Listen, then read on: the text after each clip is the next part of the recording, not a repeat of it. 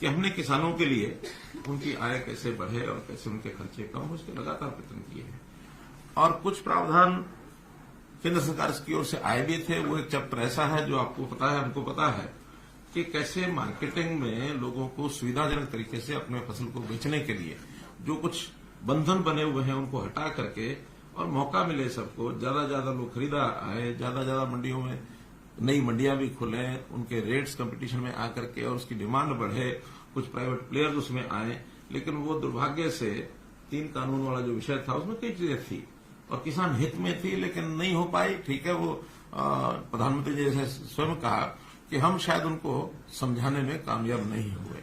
लेकिन अब जैसे जैसे ये कठिनाइयां आती हैं बीच बीच में, तो उनके कई लोग बोलते हैं कि कई चीजें उसमें जो अच्छी थी वो मिस हो गई। दोबारा से फिर कभी कोई विषय आएगा तो वो केंद्र सरकार अथवा किसानों के संगठन जो एक कमेटी बनी है उसमें विचार करके सोचते वो करेंगे। लेकिन उसके बाद जैसा पहला विषय कि केंद्र सरकार ने जिस प्रकार से हर वर्ष एमएसपी को बढ़ाया है और पिछले 8-9 वर्षों में, केंद्र सरकार को 9 वर्ष हो गए चलते हुए, तो इन 9 वर्षों में कितना बड़ा परिवर्तन आया है उसके मैं आपको कुछ उदाहरण बताता हूं। धान जो है 1360 और 1402 उसकी वैरायटीज हैं। आज उसका रेट 2200 रुपया के लगभग ये है। 800 रुपये के 803 रुपये की वृद्धि उसमें हुई है। ऐसी ज्वार जो है वो 1530 और 50 के 2 वैरायटी हैं, उसमें भी लगभग 3200 रुपया, 1650 रुपया उसके अंदर बढ़ा करके, और ये अब जो 23-24 की जो अनाउंसमेंट हुई है, जो घोषणा हुई है। बाजरा जो 1250 रुपया था, एकदम डबल, वो 2500 रुपया होने जा रहा है इस वर्ष का जो बाजरा है। रागी है 1550 से ये 3846, इसमें तो 150% वृद्धि हुई है। अरहर 4350 से 7000 रुपया, मूंग 4600 से 8500 रुपया, सूरजमुखी 3750 से 6760 रुपया, तिल 4600 से 8600 रुपया। ऐसे ही कपास भी लगभग 2900 रुपये की वृद्धि इसमें भी हुई है, जो 2 वैरायटी है 3750 और 4050। मेरा कहना है कि हर एक चीज में इस प्रकार की वृद्धि पहले कभी नहीं हुई जितनी वृद्धि अब की जा रही है। इसमें एक बात स्पष्ट करना जरूरी है कि 2 फसलें तो ऐसी हैं जो केंद्र सरकार एफसीआई के माध्यम से खरीदी जाती हैं, वो है धान और गेहूं।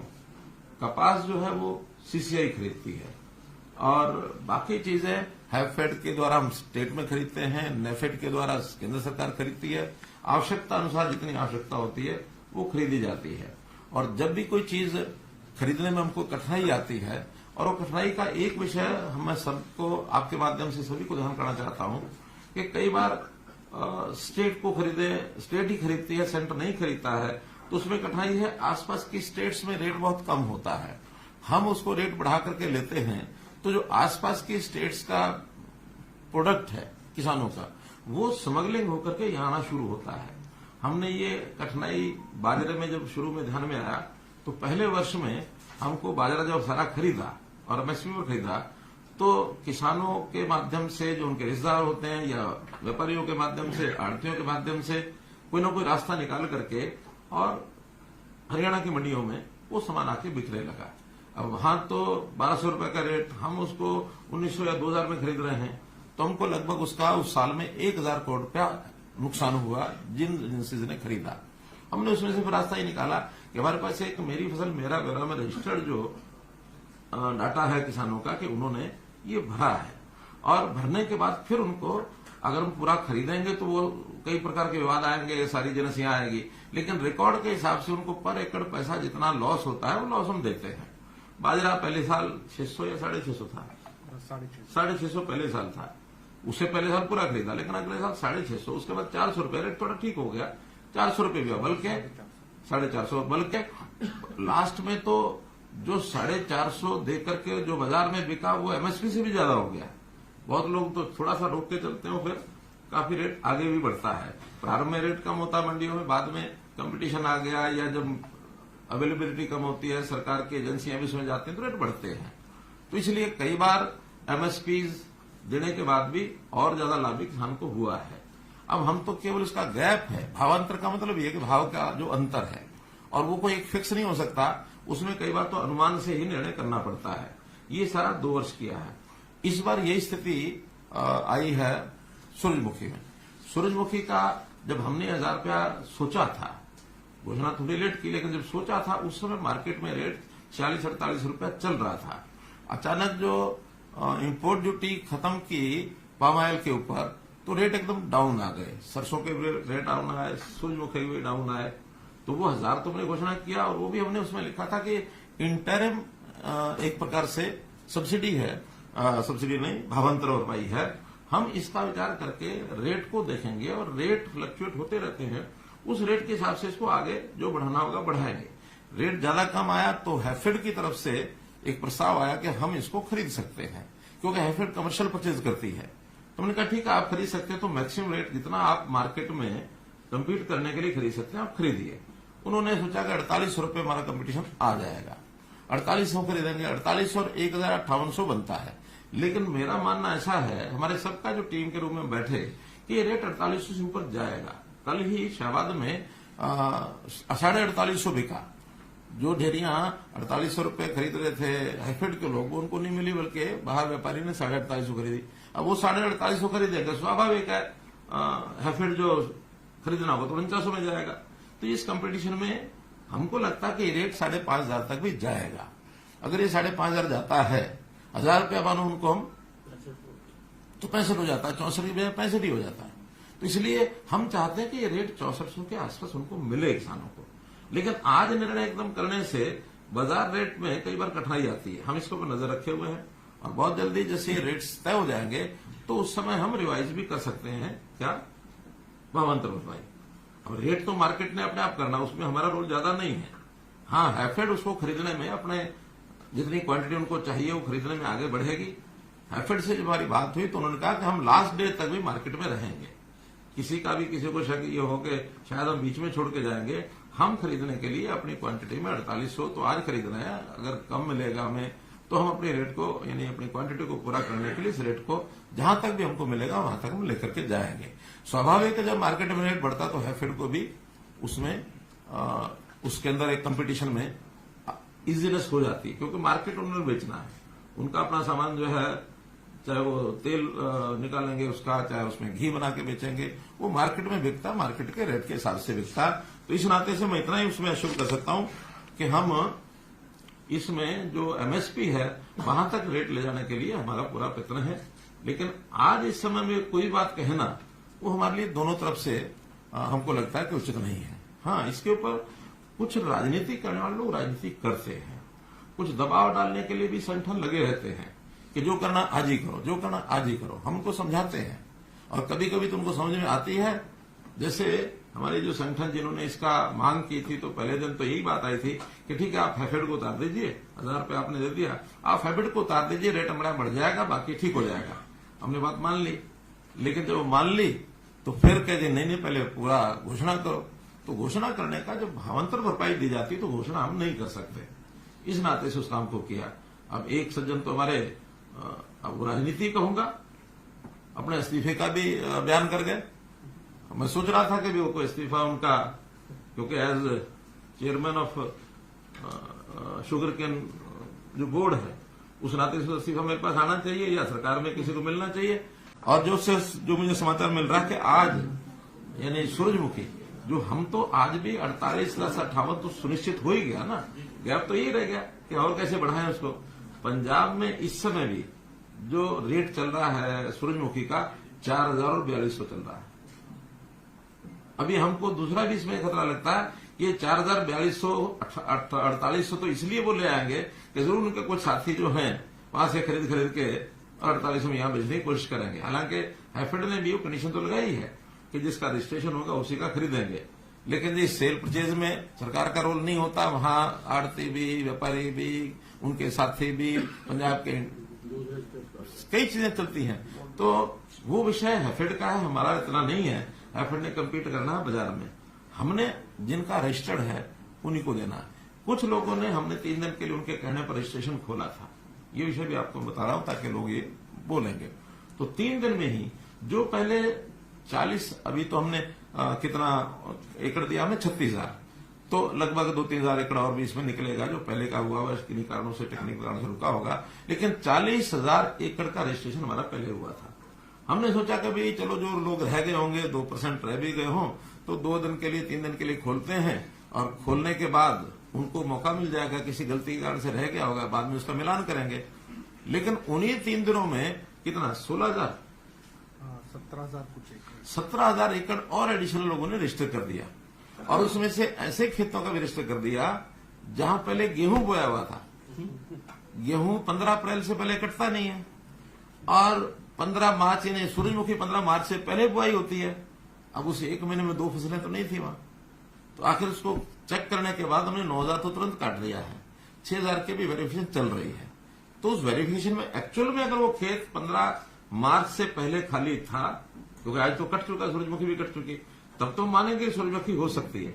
लेकिन अगर 15 मार्च को वहां गेहूं है तो सूरजमुखी उन्होंने गलत डाली है। तो कुल मिलाकर के ये सारे झंझटबाजियां चलती रहती हैं। इसमें किसानों को समझाते भी हैं। किसान हमारे अपने लोग हैं। किसानों का अहित कोई भी ना कोई प्रदेश कर सकता ना केंद्र कर सकता। किसानों के प्रति हमारी सबकी सद्भावना भी है। मैं स्वयं भी किसान हूं। लेकिन किसानों को एक बात जरूर कहना चाहेंगे, ऐसे किसी के चंगुल में ना फंसे जो उनको बरगलाए, लालच देकर के उनको कहना कि उल्टा सीधा रास्ता कुछ भी दबाओ कि हम हाईवे रोक देंगे। अब ये हाईवे रोकना कोई लोकतंत्र के प्रोटेस्ट का हिस्सा नहीं है। अल्टीमेटली कोई व्यक्ति कोर्ट में गया, कोर्ट ने ऑर्डर ले लिया। पिछली बार भी यही हुआ था कि कोर्ट से ऑर्डर लेकर के और खुलना पड़ा था उनको। इस बार भी कोर्ट का ऑर्डर लेकर के शाम को पुलिस ने खुलवाया। ये लोकतंत्र में किसी की भी हम फ्रीडम को अवरुद्ध नहीं कर सकते हैं। जनता का आना जाना है। आप शांतिपूर्वक तरीके से कहीं को परेशान करते हो, कभी कुछ कहते नहीं है। तो मेरा कहना है कि किसानों के लिए हमने कितना किया। प्रधानमंत्री जी ने सीधी एक ऐसी घोषणा कर दी कि हर साल मैं किसान को 6,000 रुपया दूंगा, 4 महीने बाद 2,000। प्रधानमंत्री किसान सम्मान निधि। अब कोई मांग तो नहीं थी इसकी, लेकिन नहीं, किसान को थोड़ा बुआई के समय उसके खेत के लिए, छोटे किसान खास करके 6,000 रुपया काम आएगा, अपनी फसल को उगाएगा। लोन देते हैं वो अलग, फसली लोन जाता है फसल बुआई के लिए, और उसमें भी 7% का जो इंटरेस्ट होता है, 3% केंद्र सरकार देती है, 4% स्टेट गवर्नमेंट देती है, भी करती है। 7% इंटरेस्ट, 0% इंटरेस्ट पर वो लोन मिलता है। हर तरह की सुविधा किसान को ऐसी दी जाती है। खराबा होने के बाद पहले तो केवल सरकारें देती थी। सरकार के रेट 3,000, 4,000, 6,000 रुपया उस समय यही होता था पर एकड़। हमने आने के बाद उसको 15,000 रुपया किया, और साथ में प्रधानमंत्री फसल बीमा योजना में भी बहुत बड़ा एक प्रोग्राम जो है वो देश में चला कि आप थोड़ा सा प्रीमियम बना दीजिए उस कंपनी को यानी उसका परसेंटेज के हिसाब से शायद कितने परसेंट हम कितना देते हैं, 80%, 10 या 20% किसान को देना होता है, 80% केंद्र सरकार और हरियाणा सरकार देती है। प्रीमियम का भी बहुत कम नॉमिनल प्रीमियम 500 रुपया एकड़ समथिंग है। तो ये पैसा किसान दे दे तो इंश्योरेंस हो जाता है, और इंश्योरेंस में रेट भी उसके ज्यादा है, उसकी कवरेज जो है लॉस की उसमें ज्यादा है। तो इस नाते से वो भी बहुत बड़ा किसानों को राहत मिलती है। मुआवजा हमने जो खराबे का है, यानी आप ये मान के चलें कि पिछली सरकार ने 10 साल में 1158 करोड़ रुपया मुआवजा दिया था, और हम इन 8.5 साल में 9,790 करोड़ रुपया, यानी 8 टाइम्स। उन्होंने 10 साल में 1158 दिया, हमने 9 साल में 9,760 दिया। हमने तो आते ही पहले साल 2015 में हमारा 1,200 करोड़ हो गया था, उनका 10 साल का हमारा पहला मुआवजा। क्योंकि उस समय 2-2 रुपए 4-4 रुपए के चेक जाते थे। हमने तो वो भी तय किया कि अगर 1 एकड़ में मान लो अगर 50 भी हिस्सेदार हैं तो उन सबको न्यूनतम 500 रुपए जरूर मिलेगा। 2 रुपए 4 रुपए के चेक नहीं मिलेंगे, चाहे 25,000 जाए 50,000 जाए, कोई दिक्कत नहीं, थोड़ी होते हैं वो, लेकिन न्यूनतम 5,500 का चेक ये हरेक को जरूर मिलेगा। या तो दो नहीं दो तो इतना तो दो, अगले को पता तो लगे मिला। 500 रुपया न्यूनतम है, और ये भी हमने आकर के इसको शुरू किया। फिर जैसा हम देखते हैं फसल अवशेष, इस कार्यक्रम को मैंने शुरू किया। 1,000 रुपये एकड़ उसकी फसल का वो अवशेष केवल उठा करके कहीं भी बांध ले, गांठ बांधे, उसका उपयोग करे, किसी को बेच दे। हम उसके इकट्ठा करने का भी 1,000 रुपया एकड़ देते हैं। उसके डिस्पोज, जलाए नहीं, जलाएगा तो फिर नहीं, लेकिन उसको उपयोग करेगा तो 1,000 रुपये एकड़ उसकी सब्सिडी वो हम देंगे। हमने जो किसानों के लेन देन का स्टाम्प ड्यूटी 2,000 रुपये से ये 100 रुपया किया, मुख्यमंत्री किसान खेतीहर मजदूर जीवन सुरक्षा बीमा योजना में जैसे कि डेथ हो जाती है, 5 लाख रुपया था, उसको हमने 10 लाख रुपए किया कि भी ये भी उनको लाभ मिले। इसी प्रकार जो धान और कपास की जो मार्केट फीस 2% होती थी, उसको हमने 0.5% किया। हालांकि इसका किसान को इतना लाभ नहीं जितना व्यापारी को लाभ होता है, जो खरीदार होता है, क्योंकि खरीदार को देना होता है। फिर भी किसान को इनडायरेक्टली उसका एक लाभ तो होता है ना कि हाँ, खरीदार जो है आसानी से खरीदता है, उसको 1.5% कम होता है तो इसका रेट बढ़ाएगा। तो रेट तो अल्टीमेटली मार्केट रेट का, जो कहीं भी कोई खर्चा कम होता तो अल्टीमेटली जो सेलर होता है उसका रेट बढ़ता है, तो उसका भी किसान को लाभ होता है। ऐसे ही हमने बहुत सी ऐसी योजनाएं, सोलर पंप का मामला है, फिर भावांतर भरपाई मैंने आपको बता ही दिया है, एमएसपी भी, जहां कहीं हमको इसमें खतरा नहीं होता कि पड़ोस के प्रदेशों से कुछ स्मगलिंग होती है, उसकी एमएसपी पर हम खरीद करते भी हैं, ऐसा नहीं कि नहीं। जैसे हमने पिछले दिनों के अंदर जो 15-16 फसलें जो की हैं, उसमें मूंगफली भी हमने की, मूंग हमने किया है, बाजरा तो अब 2 साल से नहीं कर रहे हैं, तिल हम कर रहे हैं, कपास भी सीसीआई के माध्यम से जा रही है, वो सारी जाती है। सूरजमुखी का पहली बार हमने ये भावांतर किया, वरना ये भी पहले, और कभी सूरजमुखी बिकती नहीं, सरकार नहीं खरीदती थी, पिछले 5 साल से खरीदी जा रही है। विधान में है कि 1 साल आवाज उठी थी, मैं स्वयं शाहबाद मंडी में गया था और मंडी में जाकर देखा कि सूरजमुखी जो है वो बरसात भी आई थी उस दिन, तो बिखरी पड़ी है और वहां खरीदार कोई नहीं है। हमने कहा उस साल 25% खरीदी थी, अगले साल 50% खरीदी, तीसरे साल 100% खरीदी। लेकिन इस बार जब झगड़ा हुआ कि इसका जो पंजाब से स्मगलिंग बहुत हो सकता है, तो हम किसान को उतना ही पैसा देने के लिए तैयार है, लेकिन खरीद की बजाय हम उसका भावांतर भरपाई का ये बड़ी योजना हमने बनाई है। इसका मुख्य कारण तो स्मगलिंग है कि हमने उसको एमएसपी भी नहीं खरीदा, मोटे रूप से, क्योंकि हमें लॉस ज्यादा होता है। वो बाजरे के संबंध में हम जैसे राजस्थान से स्मगलिंग हुई, उसका एक हमको जो अनुभव है वो ये है, और आज भी हम तो जो हमारे पास रजिस्टर्ड है उसको देंगे। ऐसे ही हमने पानी किसान को पूरा मिले, तेल तक हमने पानी पहुंचाया। पानी के जो जो प्रबंध किए हैं, कल भी मेरी बातचीत में आप लोगों ने सुना होगा, मैंने सारा विषय पानी का रखा। तो पानी स्टोरेज एक बहुत बड़ा विषय है। हमने खास करके सिरसा जिला, हिसार जिला, पानी की जो डिग्गियां बनाई हैं, पानी का जब उपलब्ध होता है उसमें भरो, जब जरूरत है उसमें माइक्रो इरिगेशन का उपयोग करो। अभी सिरसा जिले में जो 3 दिन का मेरा टूर था, उनका कि डिग्गियों की जितनी अधिक आप कर सकते हो हमारा बहुत लाभ होगा। बल्कि लोगों ने तो यहां तक भी कहा कि इस डिग्गी के लिए तो आप थोड़ा सा भी सब्सिडी दे दो, ज्यादा न भी दो, लेकिन इसका एक बार हमें खोदने दो, क्यों परमिशन लेनी पड़ती है, पानी हमको देना है, तो पानी सैंक्शन कर दो इसका, और डिग्गियों का थोड़ा सा भी सब्सिडी देंगे, बाकी हम लगाएंगे। इसका प्रोग्राम जो है इसको आप चलाइए। क्या किया फिर आपने? तो हमने डिग्गियां खुद उसकी खुदाई है, 4000 ऑन फार्म वाटर टैंक ये बने हैं, और एक ही साल में बने हैं, जिसका 20,000 एकड़ के अंदर उनको सिंचाई का ये लाभ हो रहा है। इसको और आगे बढ़ाएंगे कि अगर पानी जब बरसात का आता है तो उसको कैसे इकट्ठा कर सके, या बरसात के सीजन में नहरों में पानी पर्याप्त होता है हमारे पास, तो उसको हम डिग्गियां भरते हैं। साल में 2 बार भी डिग्गी भरेंगे तो अपना खेत में सिंचाई कर लेंगे। ऐसे ही 4000 तालाब हमारे ऐसे हैं जो साउथ हरियाणा में है। उन साउथ हरियाणा के तालाबों को भरना, जैसे मैंने कल बताया कि मसानी डैम है, उसको भी भरते हैं। तो ऐसे पानी को स्टोरेज और पानी की रिचार्जिंग, इसमें जितना भी पैसा खर्च हो रहा है उसको हम करते हैं। बागवानी के लिए भी भावांतर भरपाई में भी हमने इसको लिया है। 14 जो है बागवानी को बढ़ावा देने के लिए सेंटर ऑफ एक्सीलेंस इजराइल को भी हमने इसमें शामिल किया है। तो ऐसे बड़े बड़े प्रोजेक्ट विदेशी सहायता से भी वो भी हम करते हैं ताकि किसान को इसका लाभ हो। जैसे मशरूम केंद्र है, जैसे मधुमक्खी का है, रामनगर में मधुमक्खी का जो केंद्र है वो भी विदेश की एक टेक्निक है, उसके माध्यम से ले रहे हैं। एफपीओजी हमने बनाए हैं। वर्टिकल खेती इस पर हम चले हैं। हाइब्रिड सब्जी ये भी एक प्रयोग कोई चल रहा है। पशुपालन, अब पशुओं का बीमा ये भी हरियाणा ने ही शुरू कराया, तब जाकर के देश के कुछ और प्रांतों में शुरू हुआ है। कि पशु भी आखिर किसान का एक धन होता है, उसका भी लॉस होता है तो उसको मिलना चाहिए। पशुधन सुरक्षा योजना के अंतर्गत 8,52,000 पशुओं का बीमा किया गया। फिर क्रेडिट कार्ड, पशु क्रेडिट कार्ड, एक तो किसान क्रेडिट कार्ड है, पशु क्रेडिट कार्ड ये भी चालू कराया ताकि पशु भी कोई खरीदे बेच सके, उसमें भी उसको पैसा चाहिए तो ले सके।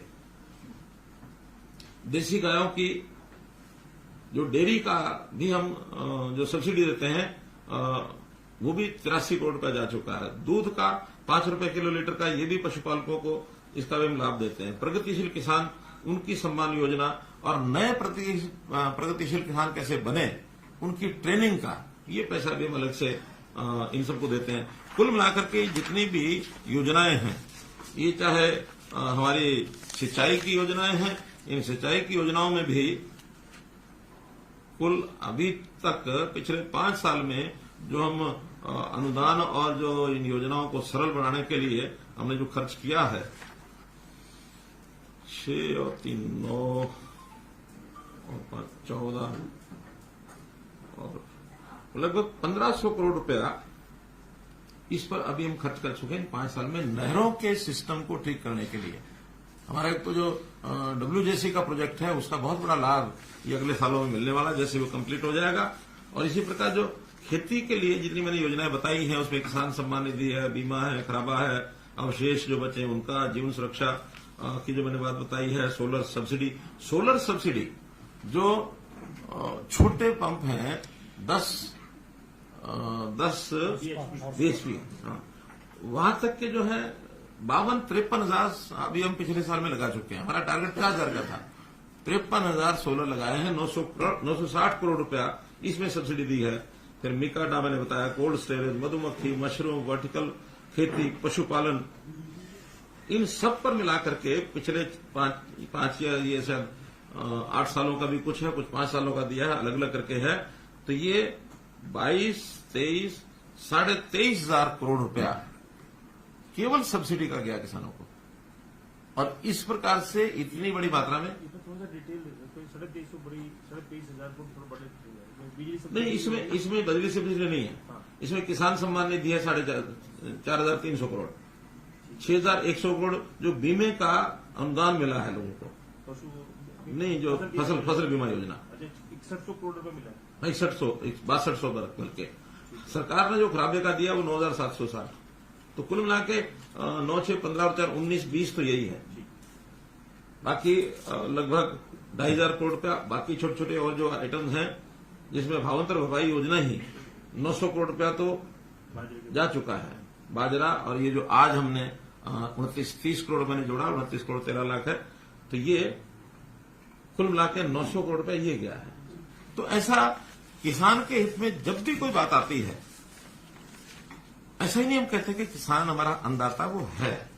लेकिन मेरा फिर वही कहना है कि किसानों को भी हम अपील करना चाहते हैं कि ऐसे जो किसान संगठन एक राजनीति के तौर पर चीजों को आगे बढ़ाकर करते हैं, और प्रेशर जो होता है, उस प्रेशर से कोई लाभ होता नहीं है। जो हमने किसान को देना वो देना ही है। और एक किसान के प्रति हमारे मन में जो एक भाव है, उसके प्रति सम्मान का भाव, आदर का भाव, सहानुभूति का भाव सब है। क्योंकि छोटा किसान है, छोटे किसान को तो बहुत संकट होता है। 1 एकड़ 2 एकड़ वाला तो परिवार के सिस्टम को चला ही नहीं सकता है। बड़ा किसान फिर भी अपने सिस्टम को चला लेता है। तो इसलिए